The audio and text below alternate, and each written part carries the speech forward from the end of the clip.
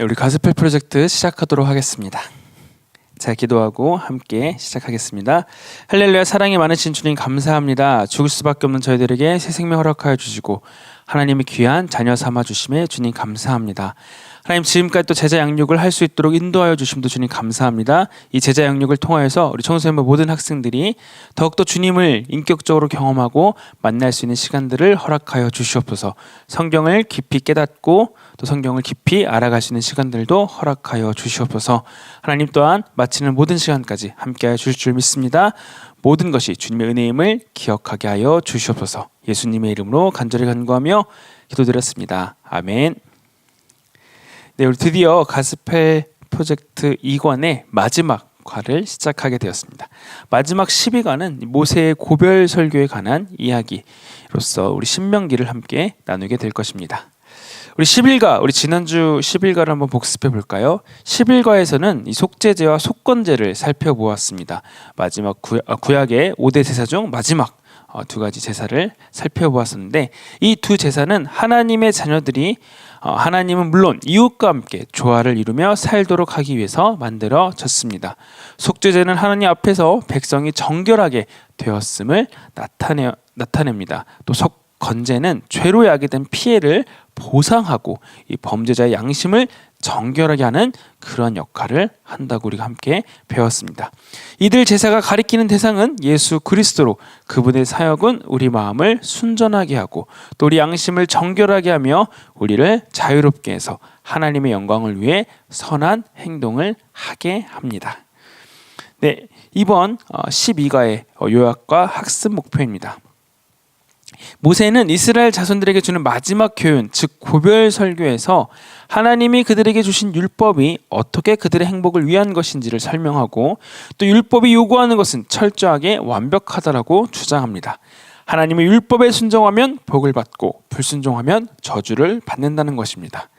또한 믿는 자로서 우리는 율법을 하나님이 주신 좋은 선물로 여기며 불순종으로 인한 징벌에서 우리를 구원하신 예수 그리스도의 희생에 의지해야 합니다. 네, 12과의 신학적 주제입니다. 율법은 하나님이 주신 좋은 선물입니다. 하지만 불순종의 처벌에서 우리를 구해줄 수는 없습니다. 네, 우리 두 가지 세션 포인트 함께 읽어볼까요? 시작. 1. 율법, 사랑의 또 다른 이름. 2. 율법, 항상 지켜야 하는 것. 우리 첫 번째 세션 포인트부터 함께 살펴보겠습니다. 율법, 사랑의 또 다른 이름. 우리 말씀 한번 읽어볼까요? 신명기 10장 12절에서 22절까지의 말씀입니다.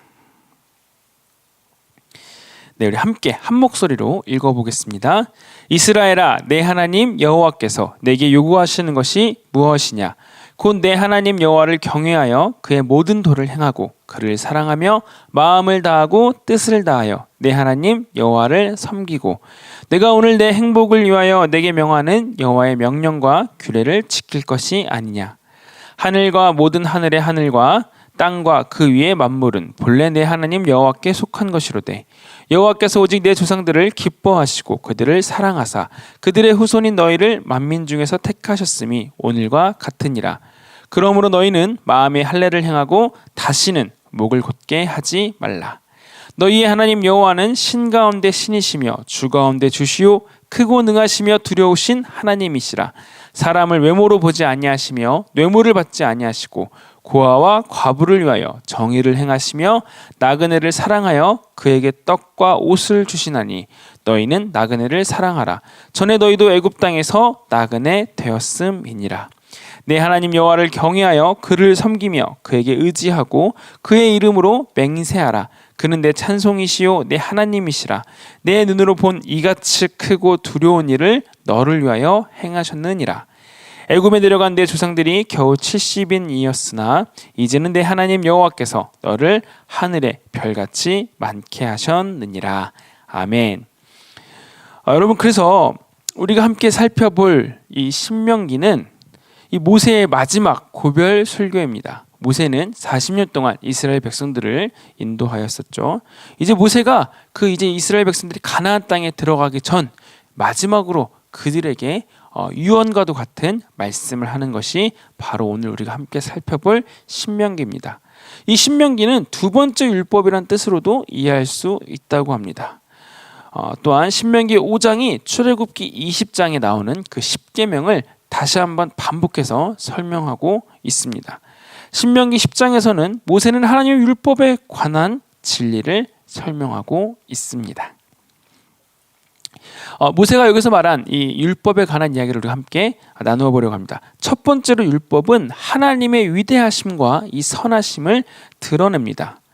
하나님은 땅의 하나님이자 만물의 창조주이십니다. 그래서 우리 하나님께서는 자기 피조물에 대한 소유권이 있으십니다.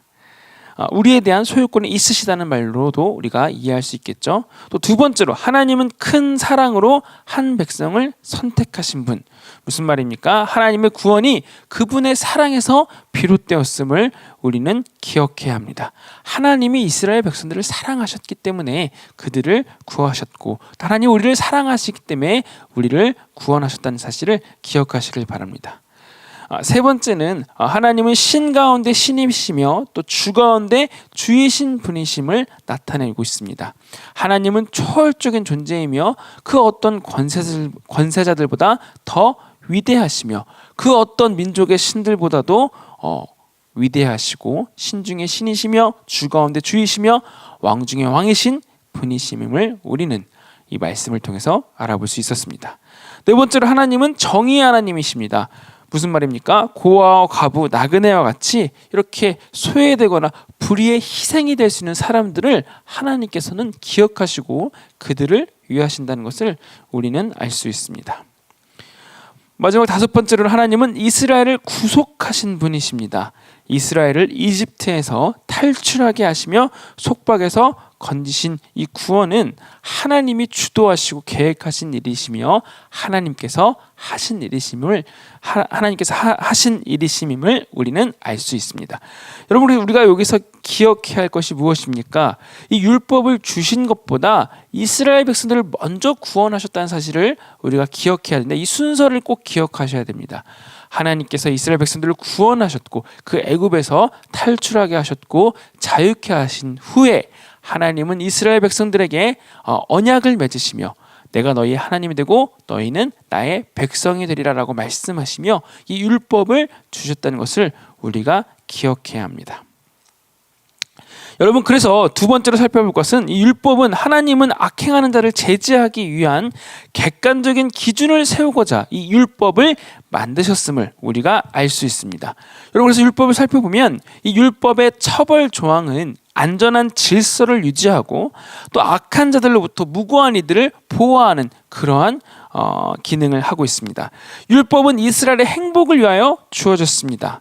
또한 사회의 정의를 위한 원칙을 제공합니다. 무슨 말입니까? 계속해서 이 반복해서 나오는 이야기가 무엇이냐면 과부와 고아, 나그네와 같이 사회적으로 약자들, 소외된 자들을 하나님께서는 잊어버리거나 그냥 강자들만을 기억하시는 것이 아니라 이 약자들도 충분히 살아갈 수 있고 또 활동할 수 있도록 계속해서 이들에 대한 이야기를 율법으로, 법적으로 이스라엘 백성들에게 하고 있다는 것을 우리가 알 수 있다는 것입니다. 세 번째로는 이 율법은 하나님이 구속받은 백성에게 너는 마음을 다하고 뜻을 다하고 힘을 다하여 주님을 사랑하라고 이 요구하신 것의 의미가 무엇인지를 알려주고 있습니다. 그래서 살펴보면 주님을 경외하라. 무슨 말입니까? 하나님은 그분의 백성이 자신을 존중하기를 바라십니다. 하나님을 경외하는 것이 삶의 근본이 되어야 되고 뿌리가 되어야 합니다. 이 하나님을 경외하는 것이 우선순위가 되고 삶의 전부가 되어야 함을 계속해서 말하고 있습니다. 주님을 섬기라. 10계명의 첫 번째 계명이 무엇입니까? 나 외에 다른 신들을 내게 두지 말지니라입니다. 하나님은 자기 백성의 예배를 독점하실 권리가 있습니다. 하나님의 백성들은 오직 하나님만 섬겨야 하며 하나님께만 예배해야 합니다. 주님의 모든 도를 행하라. 하나님의 백성은 따라야 할 율법을 선택하거나 뽑지 않습니다. 그분을 위해서만이 아니라 자신을 위해서도 여러분들이 모든 율법을 다 지켜야지 편식하듯이 자기가 할 수 있는 건 하고 하지 못하는 건 안 하고 자기가 원하는 것은 하고 자기가 싫어하는 것은 안 하는, 이럴 수가 없다는 것입니다.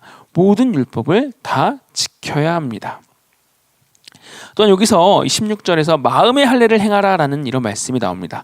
여러분, 변화된 마음이 요구할 때 하나님을 올바로 사랑하지 못하도록 그 마음을 가로막는 완고함을 제거하는 것이 바로 이 마음의 할례라고 말할 수 있습니다. 여러분, 그래서 우리가 하나님의 뜻대로 살아가려고 할 때 그것을 막는, 그것을 제재하는 그런 우리 마음속에 있는 옛 자아, 옛 본성, 또 우리가 죄성을 가지고 있는 우리들의 모습을 제거하는 것이 마음의 할례라고도 말할 수 있습니다.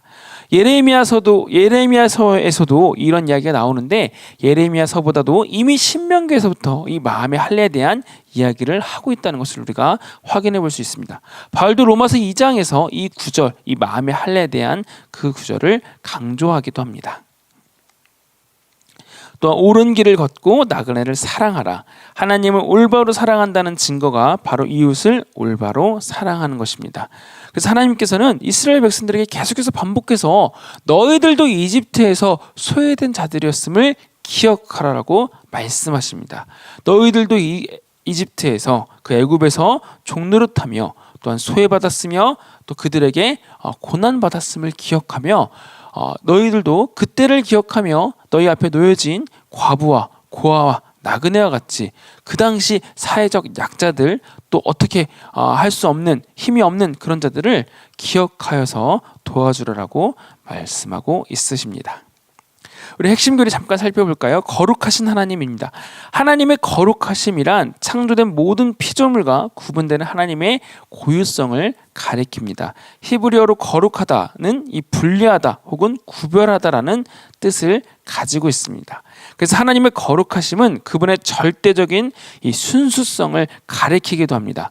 하나님은 세상 악에 의해 더럽히지 않으셨으며 그분의 선하심은 여러분들 완전합니다. 우리가 성경에서 발견하는 도덕적인 규범은 그분의 거룩하신 성품을 반영하고 있습니다. 인간은 하나님의 형상대로 거룩하게 살도록 부름 받았습니다. 하나님께서 이렇게 뭐라고 말씀하셨죠? 내가 거룩하니 너희도 거룩하라라고 말씀하셨습니다. 네, 두 번째 세션 포인트 함께 살펴볼까요? 이 율법 항상 지켜야 하는 것. 신명기 11장 1절의 말씀입니다. 우리 한번 신명기 11장 1절 말씀 함께 읽겠습니다. 그런즉 내 하나님 여호와를 사랑하여 그가 주신 책무와 법도와 규례와 명령을 항상 지키라. 여러분, 이 구절에서 가장 중요한 용어는 바로 항상입니다. 네, 여러분들 살펴보시면 여호와를 사랑하여 그가 주신 책무와 법도와 규례와 명령을 지킬 수 있으면 지키고 지키지 못할 때는 어쩔 수 없고가 아닙니다. 항상 지키라라고 그렇게 말씀하고 계시다는 것입니다. 여러분, 선한 행동에는 쉬는 시간이 없습니다.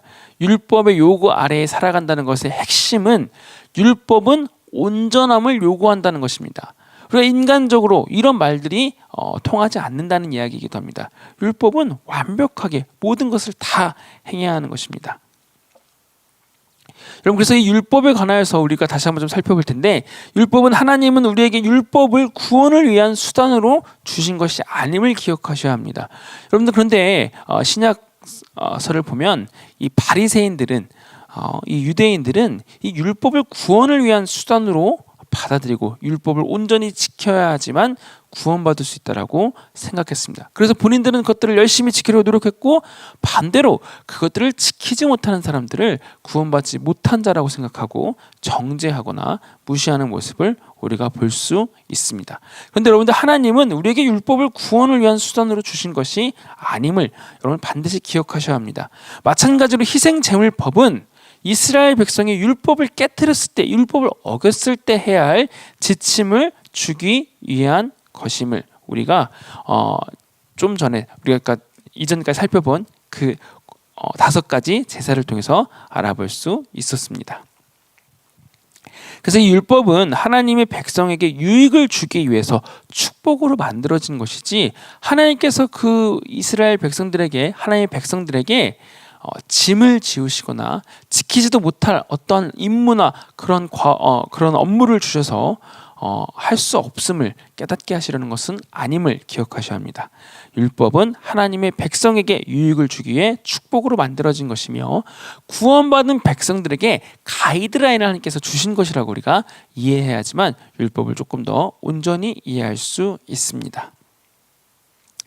여러분, 하나님의 계명 중 하나라도 범하면 모두 범한 자가 됩니다.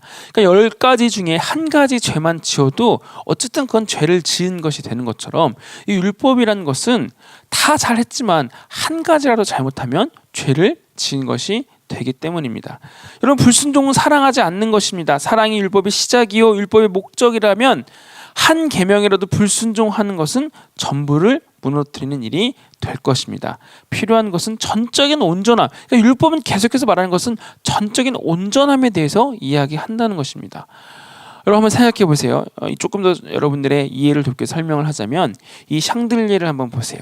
이 샹들리에의 천장과 연결해주는 연결고리는 바로 십계명입니다.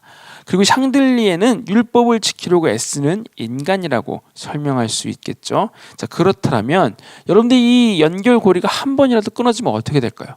그 샹들리에가 추락하고 말겠죠. 마찬가지로 한 번만 삐끗하게 돼도 끊어지게 됩니다. 율법이 바로 이와 같다는 이야기입니다.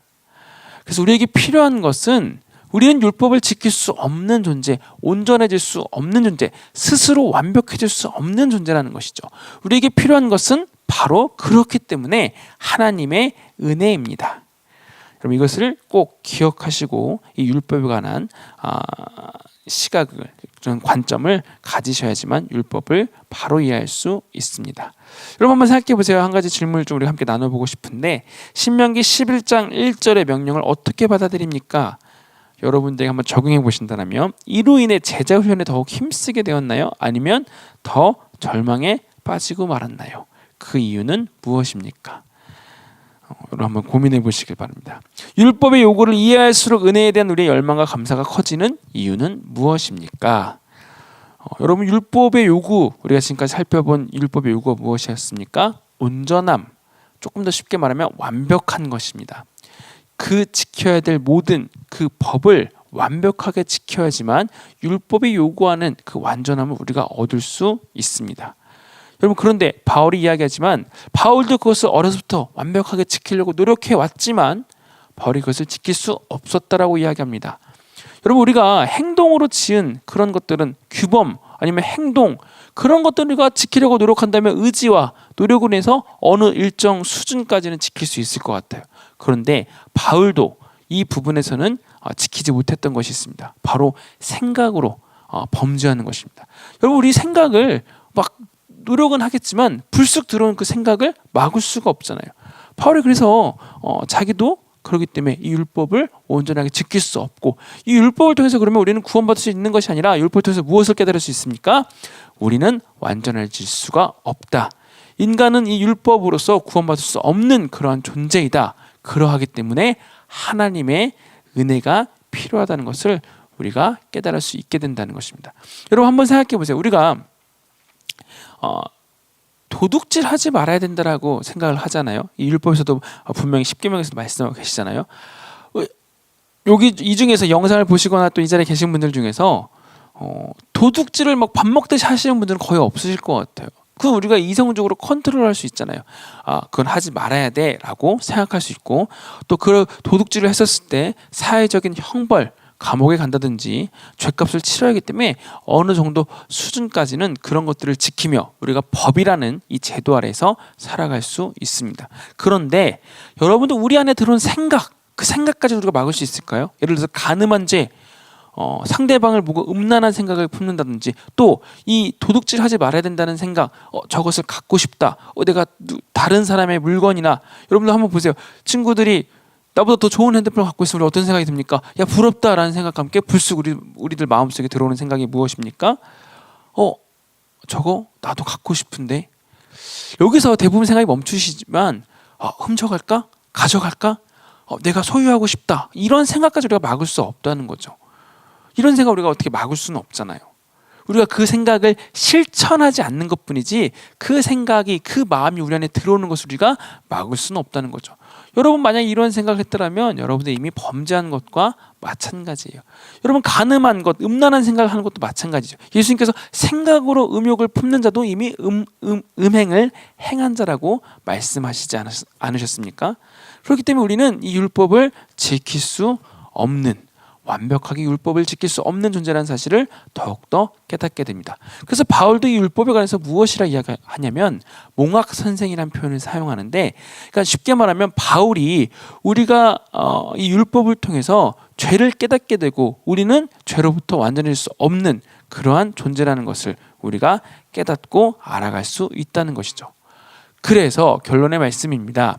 율법은 하나님께서 자기 백성이 하나님께 나아가고 하나님과 바른 관계 안에서 살아가도록 주신 임시적인 길이었다라고 그렇게 설명할 수 있습니다. 그러나 율법 자체가 우리를 완전히 구원할 수는 없었습니다. 이 율법으로는 구원받을 수 없다는 것입니다. 그래서 누가 필요합니까? 바로 예수님께서 오셔서 율법이 가리키던 참된 구원의 길이 되어 주셨습니다. 우리는 율법을 지켜서 구원받는 것이 아닙니다. 왜냐하면 우리는 하나님의 말씀을 완벽하게 지킬 수 없기 때문입니다. 그래서 하나님은 우리에게 예수님을 보내주셨고 우리는 예수님을 믿음으로써 구원받을 수 있게 되었습니다. 그리스도의 연결입니다. 여러분, 예수님은 이 땅에 오셔서 하나님의 말씀을 어긴, 율법을 제대로 지키지 못한 우리가 받아야 할 그 저주를 대신 받으셨습니다. 그리고 율법을 완전히 이루셔서 우리가 예수님 안에서 하나님이 주시는 복을 누릴 수 있게 해주셨습니다. 갈라디아서 3장 13절 말씀 우리에게 무엇이라 증거합니까?